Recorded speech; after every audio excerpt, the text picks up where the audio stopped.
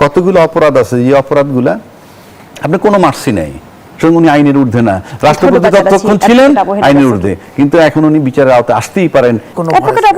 এই রহস্যের পেছনে কি কারণ থাকতে পারে? আমি একটা কথা বলি আপনাকে, আমি কয়েকদিন আগে দেখলাম সোশ্যাল মিডিয়ায় সম রেজাউল করিম, তাই তো অ্যাডভোকেট, আজকেও দেখছি, উনি বলছেন যে উনি কিছুদিন আগে দিল্লিতে গিয়ে শেখ হাসিনার সাথে দেখা করছেন, ওনার সাথে আরও কিছু লোক ছিল, এবং উনি বলছেন যে আমার সাথে উনি সশরীরে দেখা করছেন এবং উনি আগের চেয়ে উদ্দীপ্ত, এবং উনি আগে যেমন প্রধানমন্ত্রী থাকাকালীন যেরকম ছিলেন আজকে সেই একই রকম আছেন, ওনার দৃঢ়তা, ওনার একাগ্রচিত্ততা ইত্যাদি ইত্যাদি, এবং বারবার বলছেন যে উনি আমাদের সাথে সশরীরে আমাদের সাথে বসছেন এবং 6 ঘন্টা আলাপ করছেন। আমি শেষ করি।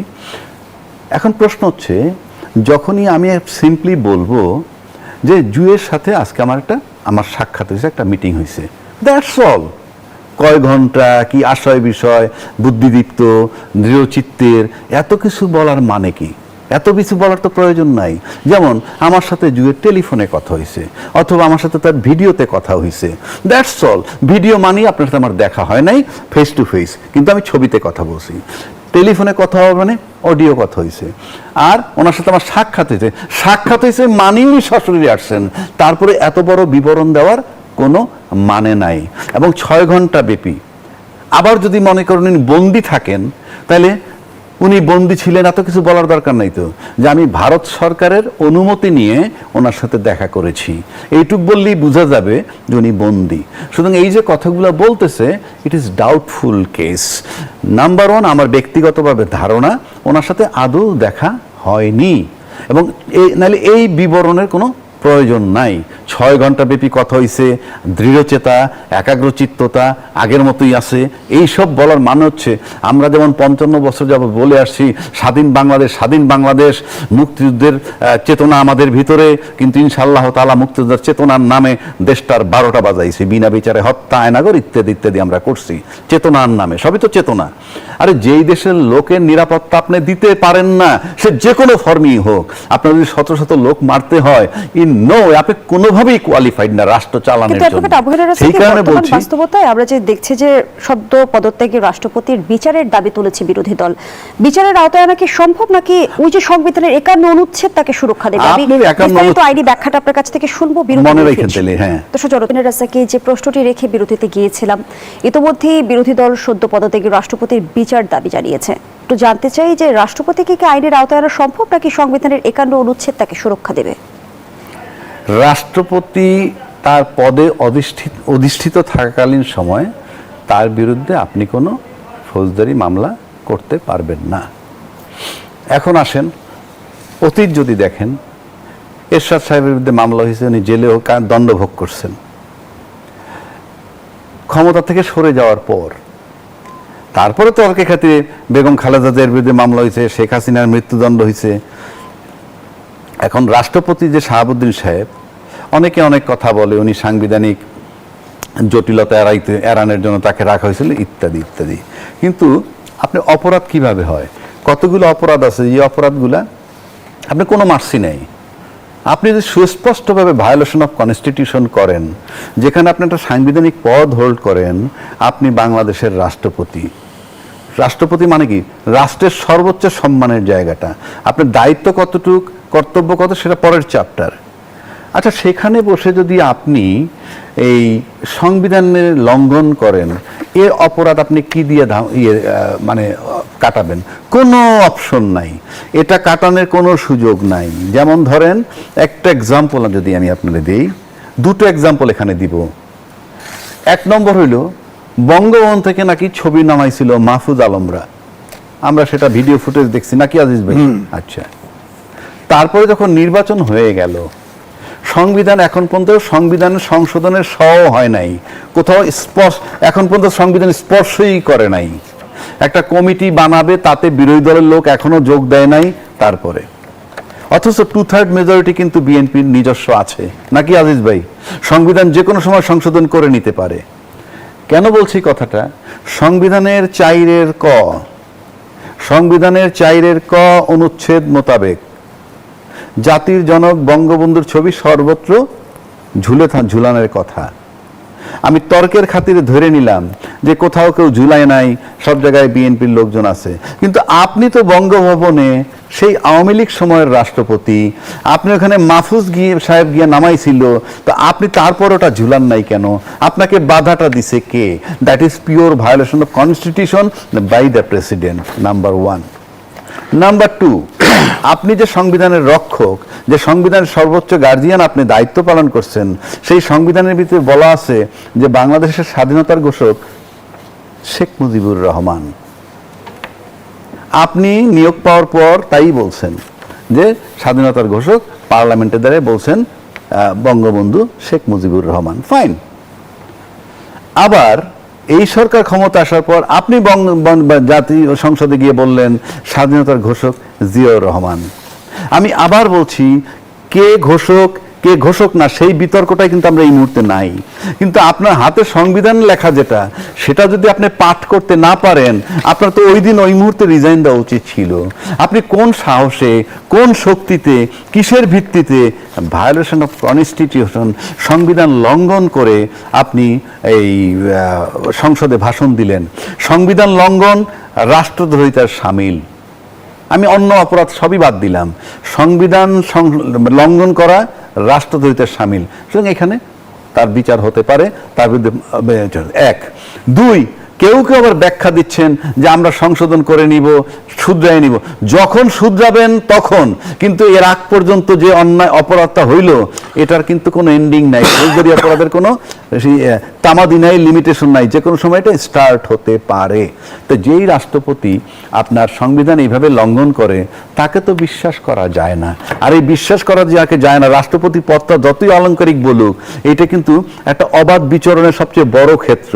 উনি আর্মিতে ঢুকতে পারেন, উনি সশস্ত্র বাহিনীর সর্বাধিনায়ক, ওনার লোক, ওনার পক্ষ থেকে বঙ্গভবন গণভবনে মানে তারেক রহমান সাহেব প্রধানমন্ত্রীর কাছে যাতায়াতের সুযোগ আছে, সব সেক্টরে বিচরণ করার ক্ষমতা আছে। সেক্ষেত্রে সিক্রেসি অ্যান্ড প্রাইভেসি খুবই ইম্পর্ট্যান্ট একটা ইস্যু। এই কারণে তাকে সরানোটা যেমন জরুরি ছিল, একইভাবে আজকে সংবিধান লঙ্ঘনের দায়ী তার ট্রায়াল মানে শুরু হতে পারে বলে আমি কনসার্ন এবং ব্যক্তিগতভাবে তাই মনে করি। কি হবে না হবে সেটা বড় কথা না। উনি নিজে ওনার দলে থেকে উনি বঙ্গবন্ধুকে অপমান করেছেন, আমি বলবো ওনার কথা, উনি সংবিধান লঙ্ঘন করেছেন। রাষ্ট্রপতি কি কোনো দলের হয়? দলের বিষয় না তো, আপনি সংবিধান তো মানবেন, আপনি সংবিধান মানবেন তো। You don't have the right to violate constitution. আপনি সংবিধানে লেখা আছে একটা, পার্লামেন্টে পড়তেছেন একটা, এই রাইটটা আপনাকে কে দিছে? It is pure violation constitution. সুতরাং উনি আইনের ঊর্ধ্বে না। রাষ্ট্রপতি ততক্ষণ ছিলেন আইনের ঊর্ধ্বে, কিন্তু এখন উনি বিচারের আওতায় আসতেই পারেন এই গ্রাউন্ডে। সেকেন্ড শেষ করে দিয়ে আরেকটা কথা, উনি যত কথাই বলেন না কেন অলংকারিক পদ, কই আপনার চোখের সামনে যখন এত লোক মারা যাচ্ছে, এত শিশু, যুবক, কৃষক সব হত্যা হইতেছে, আপনাকে টাচ করে নাই? আপনি যখন জিয়াউর রহমান সাহেবের গিয়ে ঘোষক বলতেছেন, ফাইন, বলেন গিয়ে আপনি, এই তো আপনার ব্যক্তিত্ব। তা আপনি যদি খুব পার্সোনাল লোক, আপনি সেদিন রিজাইন দেন নাই কেন? যে না, এই ডেড বডি আমি সহ্য করতে পারতেছি না, আমি রাষ্ট্রপতির কিছু করার নাই, কিন্তু আমি পদত্যাগ করলাম। আপনি কি করেছেন? করেননি। সুতরাং মাপ পাওয়ার কোনো সুযোগ। ধন্যবাদ জানাচ্ছি অ্যাডভোকেট আবু-হেনা রাজ্জাকি। 51 অনুচ্ছেদ, তিনি রাষ্ট্রপতি থাকলে দায় মুক্তি পাবেন, রাষ্ট্রপতির থেকে নেমে যাওয়ার পরে আর দায় মুক্তি পাবে না। বেবি আজিজ, পদত্যাগের পর একটি গণমাধ্যমের সঙ্গে কথোপকথনে বিচারের দাবি তোলার প্রসঙ্গে শাহাবুদ্দিন বলেন, ধুর এগুলো বাদ দেন, এগুলো পাত্তা দেই না। অন্তর্বর্তী সরকারের উপদেষ্টারা তার কাছে শপথ নিয়েছিলেন মন্তব্য করে তিনি বলেন, আর কিসের বিচার করবে, কিসের? সংবিধানের 51 অনুচ্ছেদ পড়ে দেখো। কিন্তু অ্যাডভোকেট আবু-হেনা রাজ্জাকি ইতিমধ্যেই ব্যাখ্যা করেছেন যে 51 অনুচ্ছেদ তাকে সুরক্ষা দেবে না। সেই জায়গা থেকে আমরা দেখলাম যে পদত্যাগের পর স্বরাষ্ট্রমন্ত্রী রাষ্ট্রপতি ইস্যুতে যেমনটি ইতিবাচক বক্তব্য দিলেন, সেটি কি আসলে সেফ এক্সিটের কোনো বার্তা দেয় কিনা? 51 অনুচ্ছেদ, তিনি রাষ্ট্রপতি থাকলে দায় মুক্তি পাবেন, কিন্তু এর আগে পরে তো তিনি যদি কোনো ফৌজদারি অপরাধ করে থাকে, তার তো বিচার হবে। যেমন ধরেন হোসেন মোহাম্মদ এরশাদ, তিনি তো জেলে ছিলেন না, বেগম খালেদা জিয়াকে জেলে দিচ্ছেন না, তাকে তো মেরেই ফেললো। তো সুতরাং এটা যে 51 কিন্তু রাষ্ট্রপতির থেকে নেমে যাওয়ার পরে আর দায় মুক্তি পাবে না। তার অপরাধ, অতীত অপরাধ থাকলে যদি তার ভিতরে রসদ থাকে তিনি মামলা তার বিরুদ্ধে করা যাবে। কিন্তু যেমনটি বলা হচ্ছে তিনি সাংবিধানিক ধারাবাহিকতা রক্ষা করেছেন, 3 সরকারের শপথ পাঠ করিয়েছেন। সেটা অন্য ইস্যু, আইন এটা কভার করুন না। আমি তো বলতেছি 106 অনুচ্ছেদ কোত্থেকে নিল? চিফ জাস্টিস অ্যাপিলেট ডিভিশনের আগে তো মব সন্ত্রাস করে ভাগায় দিছে। হ্যাঁ, তার প্রধানমন্ত্রী নাই, স্পিকার নাই, উনিও যদি না থাকেন তাহলে তো দেশই থাকে না, কেউ নিয়ন্ত্রণ থাকে না। তাহলে আপনার তাকে যাতে দেশটা অচল না হয়ে যায়, আরও অতল গহ্বরে না পড়ে, সে ওখানে থেকেছে এবং তাকে ব্যবহার করেছে, সে ব্যবহৃত হয়েছে। কারণ প্রত্যেকটা কাজ কিন্তু আমি বলবো যে সব সংবিধানের বাইরে গিয়ে। তো যে রাষ্ট্রপতিকে বিএনপি 5 মাস শপথে বহাল রেখেছে, সেই রাষ্ট্রপতির বিরুদ্ধে বিএনপি কোনো পদক্ষেপ নেবে কি? নেবে না, তাকে তো থাকতে বলছে। কারণ বিএনপি এবং আর্মি তারা তো তাকে ওখানে আটকাইছে এবং সে নিজে আমাকে বলছে, আমার সাথে তার দেখা হয়েছে, সে বলছে, আমি বলছি যে আপনি কি আর আওয়ামী লীগ ক্ষমতায় ছিল, আপনি প্রেসিডেন্ট, এখন কেন? তাহলে শাহাবুদ্দিন চুপ্পু বিচারের আওতায় কিভাবে আসবে? বিরোধী দল ওটা তো অন্য ইস্যু। বিচারের আওতায় আসবে সে ক্রাইম করে থাকলে। এই জন্য ট্রাইব্যুনালের চিফ প্রসিকিউটর বলছে যে হ্যাঁ, তার মামলা হলে সেটা যাচাই বাছাই করে দেখা হবে, যদি মামলা উপযোগী হয় তো মামলা হবে।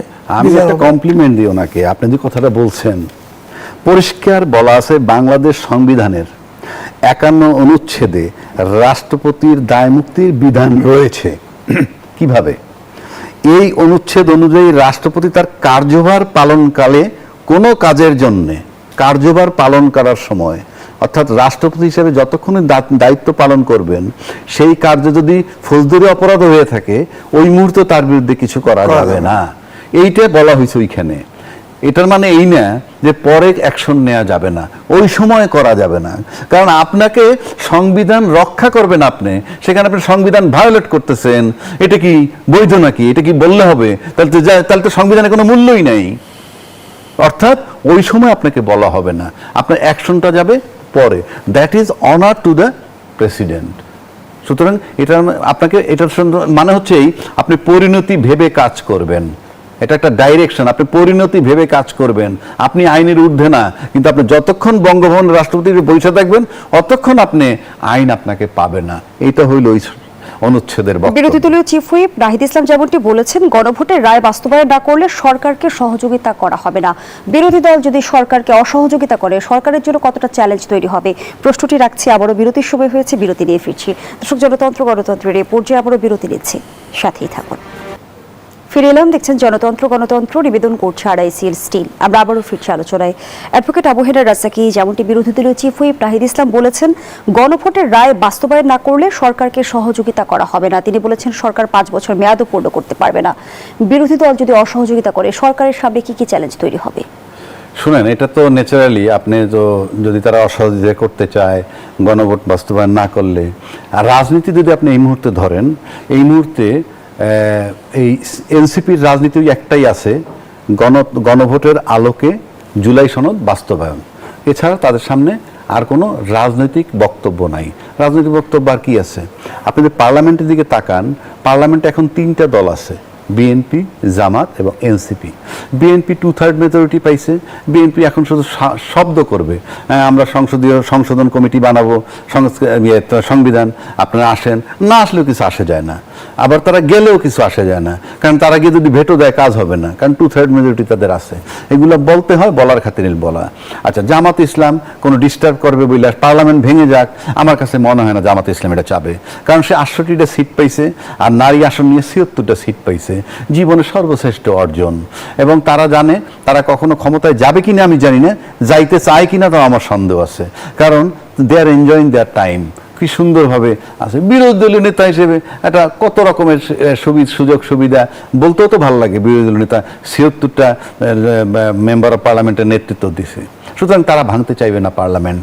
আবার যদি আপনি এনসিপির দিকে আসেন, তারা চিন্তা করবে এই হাতিয়ার নিয়ে আমরা মাঠে থাকবো, এবং এটা যৌক্তিক হাতিয়ার যে আপনি গণভোট যদি বাস্তবায়ন না করেন, জুলাই সনদ যদি বাস্তবায়ন না করেন, সেই যে 4 কোটি ভোটার আমরা যে বলি 15 বছরে তৈরি হয়েছে, সেগুলো তাদের পিছনে থাকবে। অর্থাৎ তাদের দলটাকে ঘোচানোর জন্য, দলটাকে স্ট্রং করার জন্য এই 6টা সিট তাদের দরকার, এবং পার্লামেন্টটা লম্বা সময় থাকুক সেটা। এবং এইটা থাকলেই যে পার্লামেন্ট টিকে গেলেই যে সরকার খুব ভালোভাবে থাকবেন তাও কিন্তু না। এই কারণে না, কারণ আমার ইন্টারনাল প্রবলেমের চেয়ে এক্সটার্নাল প্রবলেমটা এখানে এখন এই মুহূর্তে বেশি। এটার কারণ হচ্ছে আপনি জিও পলিটিক্সের দিকে যদি আসেন, 3টা দেশের তুখোর খেলা চলছে এখানে, বিশেষ করে চায়না, আমেরিকা এবং ইন্ডিয়া। তো চায়না এবং আমেরিকা কিন্তু 2টা পরাশক্তি এখানে আছে। 2টা পরাশক্তির পাশে কিন্তু ইন্ডিয়া খুব বড় শক্তি না। এই 2টা পরাশক্তিকে মোকাবেলা করা এই সরকারের জন্য খুবই গুরুত্বপূর্ণ, নাম্বার 1। নাম্বার 2 হচ্ছে সরকার একটা রুটিন কাজ করতেছে। আপনি দেখেন রুটিন কাজ কোনটা, ওই যে আমরা দিন আনি দিন খাই যেরকম, অর্থাৎ আপনার রেগুলার কিছু ভ্যাট কালেকশন হয় সরকারের, রেগুলার কিছু ট্যাক্স কালেকশন হয়, রাজস্ব বলতে যেটা বোঝায়, সেটা দিয়ে সরকার চলতেছে রুটিন চলা। কিন্তু ইনফ্যাক্ট আপনি ভালো করে যদি চিন্তা করেন, গত 5 মাসে এই নির্বাচনের পর তেমন কোনো ভালো পদক্ষেপ কিন্তু হয় নাই। মানে রুটিন মাফিক চলতেছে, সরকারটা স্থবির হয়ে আছে আমার কাছে মনে হয়। সুতরাং তার অর্থনৈতিক যে চাঙ্গা করার জন্য, অর্থনীতির চাঙ্গা করার জন্য তার যে ঘাটতি বাজেট দিছে, সেগুলোর চিন্তা একটা মারাত্মক ব্যাপার। আবার তার 2 লক্ষ না, সম্ভবত 6,95,000 কোটি টাকা আসবে রাজস্ব থেকে ধরছে বাজেটে। সেটা কঠিন, আশাটা খুবই কঠিন, এবং সরকার অনেক কঠোর পদক্ষেপ নিয়েছে ট্যাক্স কালেকশনের জন্য। আপনি যদি জনগণ না দিতে পারে আপনি কি করবেন? আপনি কাস্টডিতে নিয়ে গেলেই লাভ হবে না, দিতে না পারলে। সুতরাং তার ইন্টারনাল প্রবলেমের চেয়ে ইন্টারনাল প্রবলেম অর্থনৈতিক, এটার জন্য আপনার পার্লামেন্টের আন্দোলন লাগবে না, এবং আপনার অন্য জায়গা থেকে যে কমিটমেন্ট পাবেন, IMF, ওয়ার্ল্ড ব্যাংক, আজকে যদি প্রসেস শুরু করেন 2 বছরে পান কিনা সন্দেহ, কারণ যে সমস্ত শর্ত তারা আরোপ করবে তাতে আপনার টাকা পাওয়া কঠিন। টাকা দেওয়ার মাত্র একটা মাত্র দেশই আছে, চায়না। যদি সকালে সিদ্ধান্ত নেয় যে কালকে আপনি এই প্রজেক্ট দেন, আমি কাজ করব, আজকে সকালে সিদ্ধান্ত, কালকে সকালে ফান্ড মালামাল সব এসে যাবে। ইট ইজ অনলি চায়না, এছাড়া আর কোনো দেশ নাই। সুতরাং অর্থনীতির দিক যদি তাকান, ওইটা চাঙ্গা করার জন্য তার ওই দিকে একটু ঝুঁকতে হবে। আবার এমন একটা চুক্তি আমেরিকার সাথে হয়েছে, আমি বলি না রাষ্ট্রের জন্য ভালো বা মন্দ, সেটা বড় কথা না। আমেরিকার সাথে বাংলাদেশের চুক্তি হয়েছে, সেই চুক্তিতে সবচেয়ে বেশি বাধাপ্রাপ্ত হবে চায়না। এটা অনেকে যত লোক তর্ক করে, তারা কিন্তু ওই চুক্তিগুলো পড়েনি। ওখানে যে সমস্ত ক্লজগুলো দিছে তাতে সবচেয়ে বেকায়দায় পড়বে চায়না। এবং সেই চায়না সে কারণেই এই যে খলিলুর রহমান সাহেবের ভোট দিছে যখন নির্বাচন হয়েছে জাতিসংঘের, কেন ভোট দিছে জানেন? চায়না হিসাব করছে আমেরিকার সাথে খলিল সাহেবের খুবই ভালো সম্পর্ক, সুতরাং আমার নেগোশিয়েট করতে হইলে এমন একজন ব্যক্তি দিয়ে আমি আমেরিকার সাথে নেগোশিয়েট করব যে ব্যক্তি দুইজনের কাছে গ্রহণযোগ্য, চায়নার কাছেও এবং আমেরিকার আবার কাছেও। পুরো কথাটাই বলতে হচ্ছে যে ভূ রাজনীতিতে আসলে চ্যারিটি বলতে কিছু নেই, সবই আসলে কোথাও চ্যারিটি বলতে কেন, ভূ রাজনীতি কেন, আপনার ডোমেস্টিক রাজনীতি আমার ইন্টারনাল, সেখানে কোন প্রেমটা আছে, সেখানে নির্মমতা আছে, ক্ষমতায় থাকতে হলে।